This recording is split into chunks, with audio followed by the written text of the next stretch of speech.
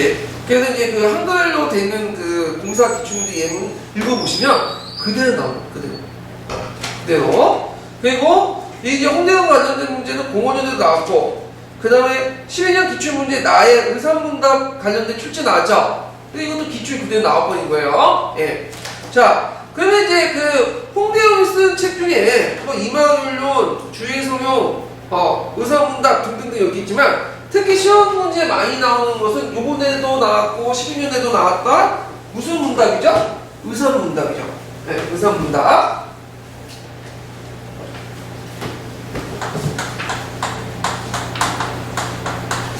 요거 꼭 기억을 해주세요. 의사문답. 의사문답 뭐냐? 자, 홍대영이 어디로 갔다 왔다 했죠? 처음에 연애사고 왔다 갔다 했죠? 그 경호원을 바탕 쓴 건데, 이 의사문서는 어딜 배경으로 하냐면, 자, 여기가 이제 책문이고, 여기에 책문과 앞문과 그 사이에 무슨 산이 있냐면, 의문효산이라는 산이 있어요. 이건 실제 존재하는 산이에요. 네. 근데 이 의문효산이 누가 사냐? 그 당시 이제 이거는 롯데부터 가산인데, 시동이나 늙은이가 사. 그래서 이제 허자, 조선의 사대부 허자가 시동가의 문답을 통해서, 나눴던 얘기를 적어놓은 것이 의문효산의 문답을 적었다 해서 의사문답이라고 하죠.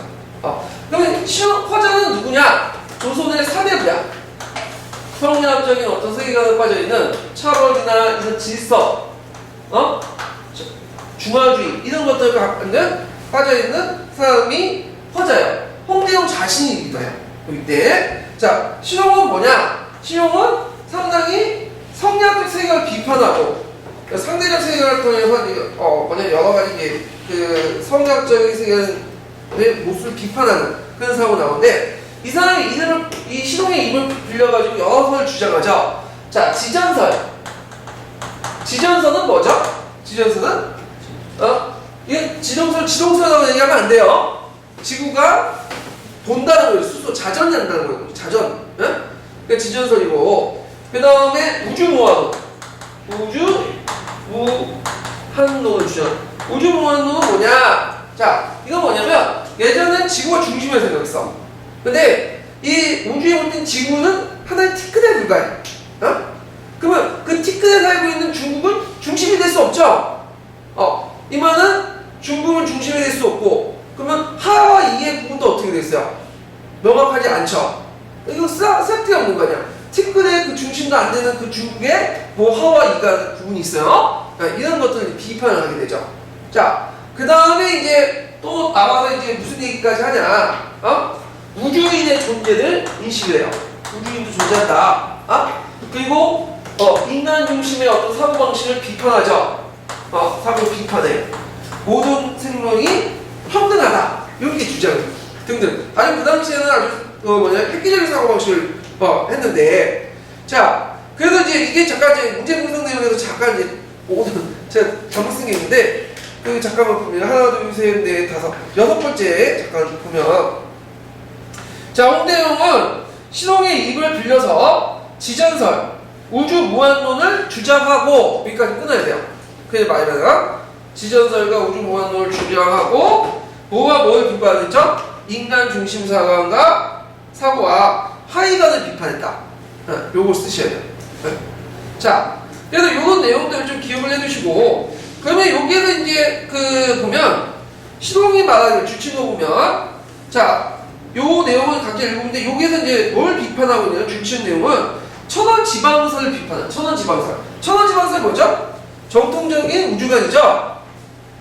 세계는 둥근 거, 하늘은 둥글고, 땅은 네모나다. 그 중심에 누가 있어요? 중국이 있는 거예요, 중국. 중국 중심의 어떤 세계관인데, 요때 이제 마테아주의 공영만국 정도의 영향을 받아가지고, 이 공영만국 정도는 지구 구형설을 주장하죠. 지구 구형설. 자, 지구 입장 올 때는, 지구 구형설 입장 올 때는, 서양도 자기 입장 올 때는 중심이 되는 거고, 그 다음에 중국도 자기 입장을 볼 때 뭐야? 중심이 되는 거고, 우리도 우리 입장 올 때 뭐야? 중심이 있는 거죠? 상대적인 거야. 중심한 개념은. 그러면 있어요, 없어요? 없죠. 그러니까 중국 중심이라는 어떤 세계를 비판하고 있는 거죠. 그러니까 중국 중심적인 어떤 세계를 비판하는 내용이다. 중화 중심의 세계 탈퇴.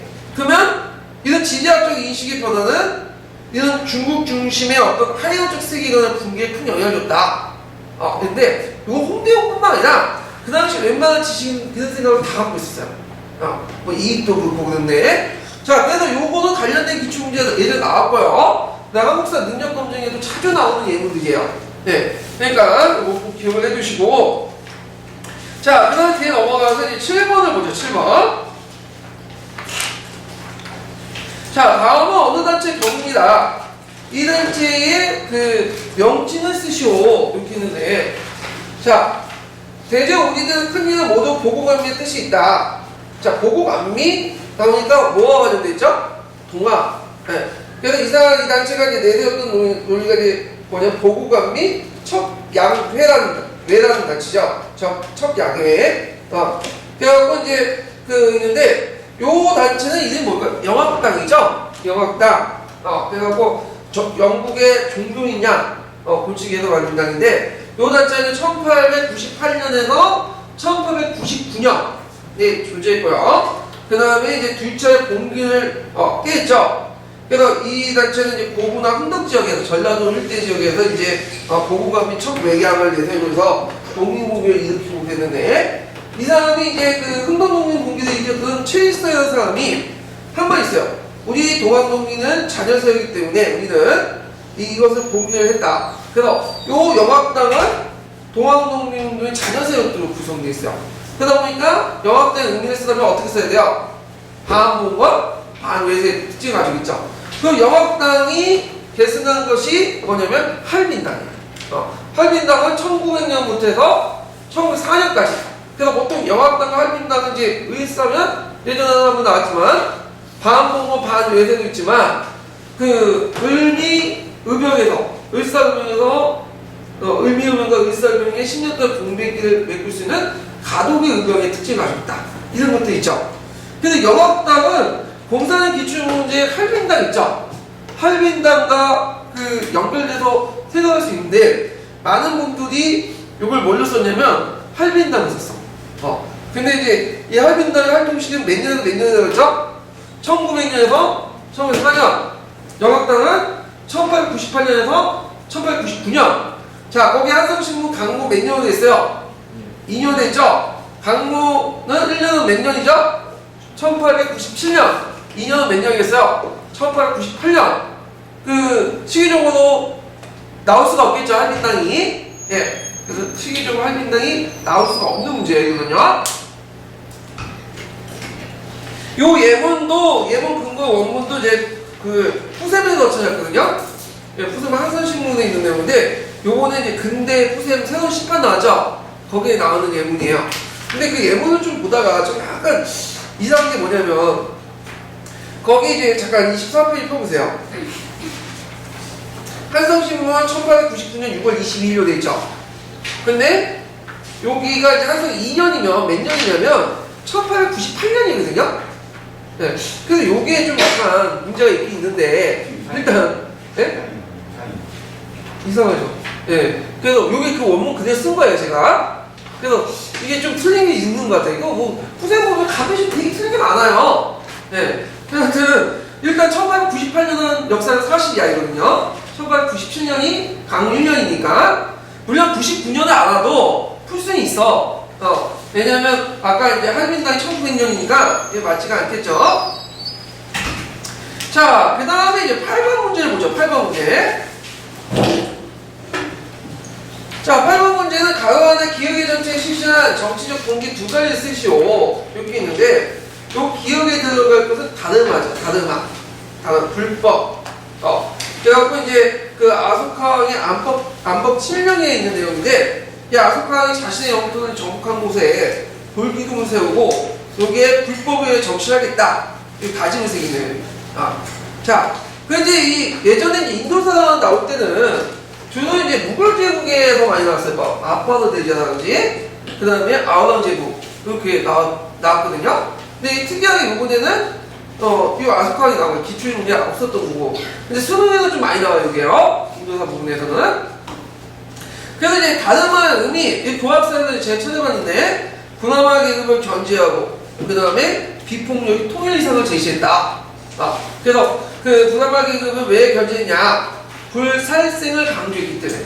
있는데, 왜냐면 이제 분화마 계급 같은 경우는 제사를 할 때 막대한 희생을 요구하죠. 그래서 그 뭐냐면 불살생을 강조했고, 그 뭐냐면 그런 희생을 위한 것들을 비판하는 거죠. 그래서 그렇다고 해서 뭐 분화마법을 탄압하고 그런 건 아니었어요. 그리고 이제 전용소왕 이념 같은 걸 제시해가지고 그 뭐냐면 비폭력 통일성을 제시했다. 그래서 이 다름하는 개념은 되게 합리적으로 보편적인 원리이자 석가의 가르침을 말한다. 이렇게 하는데 이게 교합사에 있어요. 답안이요. 예.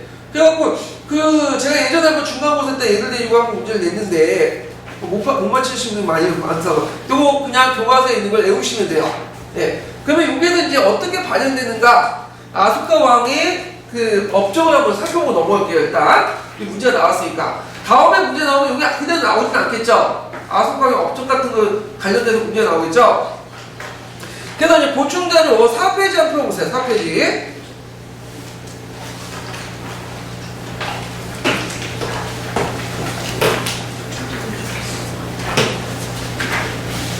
자, 아소카의 업적 보면 종교정책에서는 첫 번째 친분류 정책을 했다. 그러니까 중앙집권을 이용했고요. 그리고 종교 융합을 강조했다. 그러니까 불교를 강조했지만 그렇다고 불화법을 탄압한 건 아니에요. 불교를 왜 내세울까? 이거는 우리가 삼국시대 때와 똑같다고 생각하고 계시면 돼요. 여러 부족들을 초월할 수 있는 통합적인 원리를 불교가 제시할 수 있겠죠.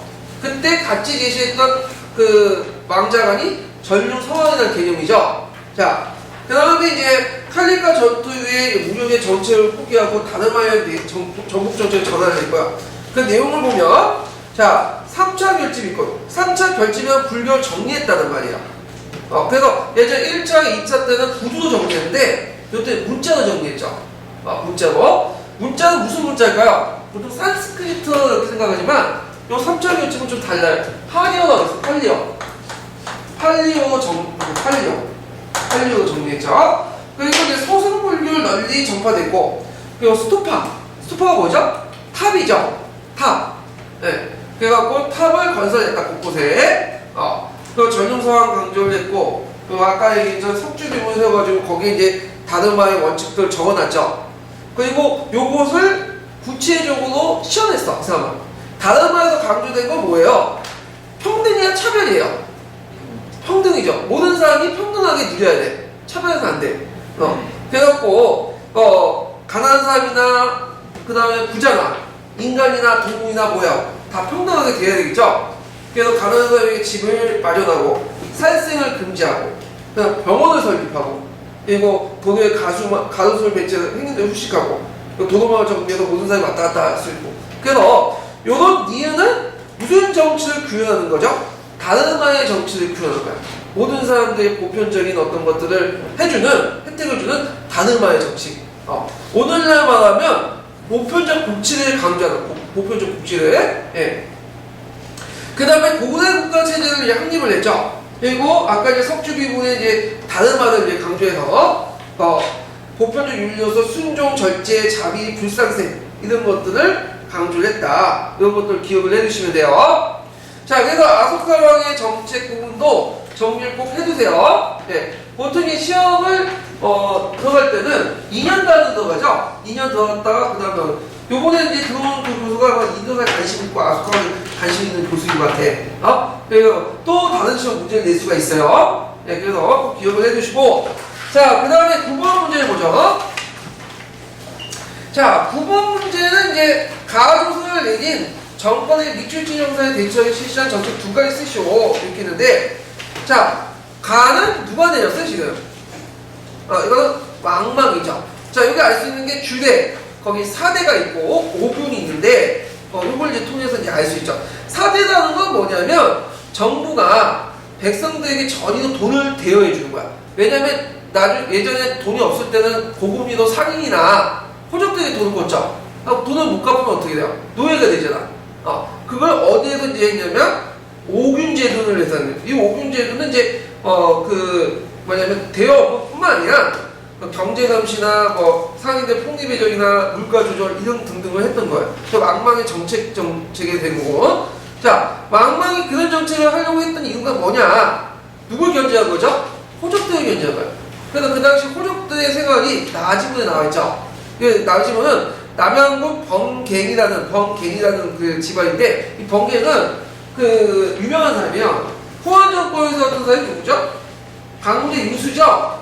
강무제 유수는 남양호족들이거든요. 그러니까 이 번개도 그 호안정권에서 같이 참여했던, 그 아버지가 같이 참여했을 거예요. 했던 건데, 그래서 이제 그 호안정권 호족 연립정권이라고 하죠.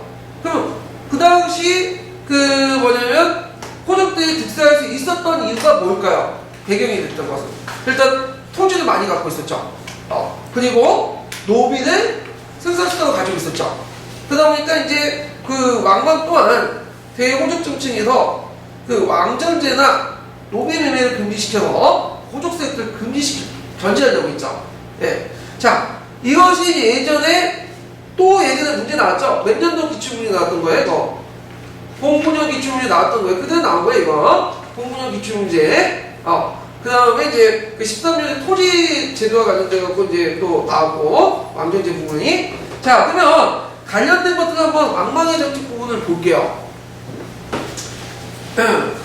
왕망의 정책을 이제 보면, 건국에서 이제 전환을 멸망시키고 성향이라는 형식으로 외적 왕망이 건국했죠. 성향이 예전에 시험 문제 나왔죠. 그 다음에 복고적인 성격을 띠고 있어요. 몇 페이지냐? 4페이지 주시는데요, 4페이지. 자, 그래서 서주의 규례인데, 이 규례라는 것은 준하 예법, 주공의 예법을 설명한 거죠. 실제로 그 안에 보면 법과적인 정책들이 많아. 국가의 어떤 간섭과의 통제 경쟁을 하고 이런 내용들, 공의식, 공개념 이런 개념들이 들어가 있는데, 그래서 보통 이제 조선이나 중국에서 어떤 개혁을 한다. 그럼 항상 내세웠던 책이 뭐냐면 이 주례예요, 주례. 우리나라도 정도전이 개혁할 때 주례를 내었어요, 주례 공개념, 가정법 이런 것들 이제 냈을 때 주례를 공부했는데, 그러니까 주례는 유교 경전이지만 뭐도 내포되어 있다? 법과적 요소도 같이 내포되어 있다. 왜냐면 유교는 국가가 일일이 간섭하고 그런 걸 별로 안 좋아해. 근데 법과는 뭐죠? 일일이 간섭하는 걸 좋아하죠. 네. 그리고 이제 간제개혁 부분은 이제 각자 읽어보시고, 여기 이제 시험 문제 많이 나오는 것이 이제 그 뒤에 그 토지정책하고 상업통제정책인데, 자, 호족 한발치기 때 이제 호족들과 대상이 집중적으로 이제 그 토지를 집중하게 되고, 국가를 배제한 채 일반 농민들을 지배하려고 하니까, 이것을 이제 그 호족을 쳐내고, 국가가 재민지배 체제를 이제 시행하게 해서 여러 가지 정책들을 했는데, 자, 2번, 넘버니 2번하고 넘버니 3번은 호족들을 견제하는 정책이에요. 그래서 그 토지 국유화 시대에 왕전제를 실시했죠. 뭘 모델로 했죠? 정전제를 모델로 했죠. 그래서 호족들 토지 소유의 독점을 사회분할을 제고하고, 매매하는 걸 금지하고, 한 집안에 8명 이하일 경우에는 일정만 소유하도록 하고, 나머지에게는 친척이나 토지가 없는 분배하는 그런 정책이 왕정제고요. 그렇지만 호족과 관료의 반대에 의해서 3년만에 폐지됐어요. 자, 그 다음에 노비매매 금지는 보면, 자, 노비제도 자체를 폐지한 게 아니라 매매를 금지시킨 거죠. 이게 이제 의미가 있는 게 뭐냐면, 중국에서는 우리나라처럼 세정권 적용되지 않아. 세정권 뭐죠? 자기 아버지와 어머니가 노비면 뭐야? 자기 또한 노비죠. 근데 중국에서는 자기 아버지 때, 부모 때 딱 끝나. 그럼 노비 공고만 쓰는 방법은 뭐예요? 매매를 통해서 공고 시장에 사오는 건데, 채무노예나 전직포를 매매를 금지시키면 장기적으로 뭐야? 노비를 없애겠다는 거야. 자, 그러니까 당연히 누가 반박했어요? 호족들이 반박하죠. 그 다음에 호족에 의해서 이제 왕망정권은 15년만 멸망을 하게 되죠. 그 다음에 상업통제정책은 무제정책을 계승한 건데, 이것도 법과의 중농 사상이 반영되어 있죠. 그래서 그 밑에 이제 그 예문에 나왔던 오균제도가 있고, 그 다음에 사대제도가 있고, 그 다음에 이제 그 점해공이란 육간제도 이런 것도 있고요. 그 다음에 화폐제도를 실시했죠. 근데 화폐를 너무 뭐냐면 바꾸다 보니까 그 백성들 신뢰를 상실하게 돼요. 이런 등등. 그럼 이런 것들을 이제 그 왕망의 정책 내용들을 좀 정리를 해주세요. 예. 자, 그 다음에 이제 10번을 이제 문제 보죠. 자, 10번 문제는 뭐냐 하면 그 중국 과거제도 전시제도의 성립 과정에 대해서 얘기를 하고 있고요. 전시제도는 여러분도 알다시피 이제 황제 밑에서 배웠던 거죠. 그 직접 황제가 문제를 내고 그 밑에 그 뭐냐면 과거 시험 본 사람들이 이제 거기에 이제 그걸 답안에 쓰는 건데 이 전시제도는 언제 실시했냐면 송나 퇴백 때 실시했어요. 그래갖고 이제 이방의 과거 문제는 부정 계기는 이제 계기되었고 종전에 이부시를 폐지하고 황제가 침입한 전시제도를 도입했죠. 그래서 전시를 통해 황제가 관리 선거에 직접 참여하고 필요한 인재를 등용하게 되는데, 자, 과거제도, 중국의 과거제도 문제는 예전에 시험은 잘 나왔죠. 그래서 여러분들 이제 07년 공사기출 문제는 전시가 물어봤고, 이때 전시라는 것만 물어봤어. 여기 전시 목적을 이제 물어봤는데, 그리고 08년 문제하고 10년도에도 포괄적으로 또 물어봤고요. 07년 그 역사기출 문제는 등록법하고 호명법을 물어봤죠. 공정성을 강화해서. 그래서 뭐 당나라, 송나라, 명나라, 과거제도 비교 요거는 꼭 기억을 해주세요. 매년 나오는 거야. 자, 그래서 이 보충 페이지 잠깐 몇 페이지 보시냐면, 자, 6페이지 보세요. 6페이지. 그래서 이제 중국의 과거제도가 있는데, 자, 여기에서 이제 그 시간 관계는 다 설명 못 드려요. 여기에서는요. 일단 기억할 것은 당나라 과거제도와 송나라의 과거제도의 차이점. 그래서 당나라 과거제도는 예부시가 있었죠.